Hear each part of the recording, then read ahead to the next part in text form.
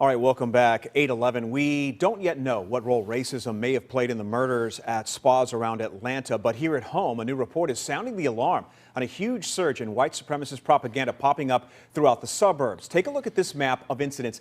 This is courtesy of the Anti-Defamation League. There were also rallies in Chicago and Orland Park. Yeah, it is a problem across the Midwest, too. The propaganda can target groups like immigrants or gays and often people of the Jewish faith. And here to tell us a little bit more about what they found is David Goldenberg of the Anti-Defamation League. Thank you so much for coming on today. Thanks for having me. All right, let's talk about the numbers, especially here in Illinois. I was really surprised, a 100% increase in incidents, and that's not all. Tell us what else you discovered. Absolutely. Well, we found that ADL tracks white supremacist propaganda and other events around the country here in Illinois, throughout the Midwest. And the propaganda that we tracked in 2020 hit an all-time high. Nationwide, we tracked more than 5,100 cases. Here in Illinois, 152, which was a 100% increase in the white supremacist propaganda incidents. And so when you think about that across the country, it's actually an average of 14 incidents per day. And we found that this propaganda was targeting, as you said, lots of different communities, whether it be immigrant communities, the Asian American community, the Jewish community, Blacks, the LGBTQ plus community. Unfortunately, it is an alarming trend that we're seeing across the country. Yeah, and it can come in many different forms, which I would imagine makes it difficult for law enforcement to track people down in these cases. We're looking at flyers. These are a very common media, if you will, when it comes to getting out these messages. But when it comes down to policing it, how does it work? Look, the distribution of hate propaganda is a relatively cheap and easy way for white supremacists to spread their hateful messages. While doing so, they're also able to reduce the risk of being caught, reduce the pushback that they might get from the community, whereas if they were to have an event, people would show up and counter protest. So they do it in the darkness of the night. It shows up one morning. And so for police, it is difficult. We often find that they will brag about it on different alt-right extremist chat rooms and others. And so sometimes you can catch people. But there's a lot of this that is protected by the First Amendment, that is speech.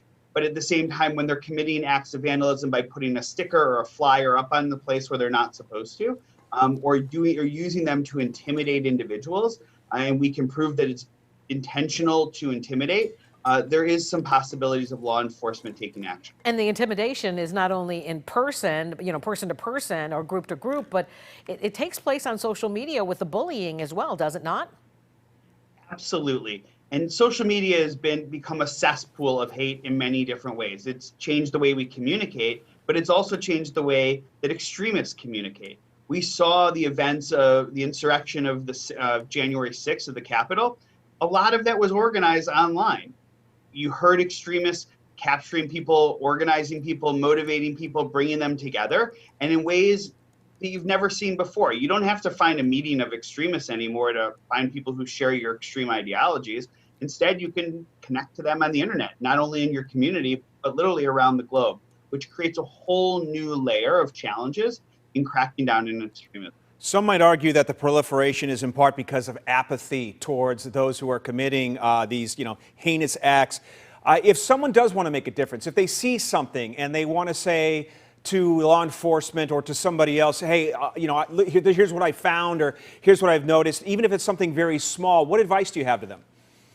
So there's three big things that we have. Well, four, let me say. The first is, of course, report it. That's important. Report it to law enforcement, report it to us at ADL, adl.org. But even more, what I think it becomes incumbent upon is for all of us to, number one, to speak out. When we see this occur, when we see the type of hate that's being directed right now to the Asian American community, that we speak out. The second, that we share facts. We've seen the dangerous impact of conspiracies. We saw the insurrection of the January 6th around a whole conspiracy that the election was stolen, and that continues. So we have to speak out and share facts and respond to these. And lastly, we have to show strength. When these things occur, we have to come together as a community. It's really important that even if your community wasn't targeted, the impact of this hate propaganda, the impact of these hate incidents is intended not only to affect the individual victim or the broader community, but to affect all of us. So the question is, do we rise to the occasion as a community here in Chicago, throughout Illinois, throughout the country, and say, no, this is unacceptable? Or do we, as you said, allow apathy to take over? I believe that overwhelmingly we reject this categorically. We reject this type of hate.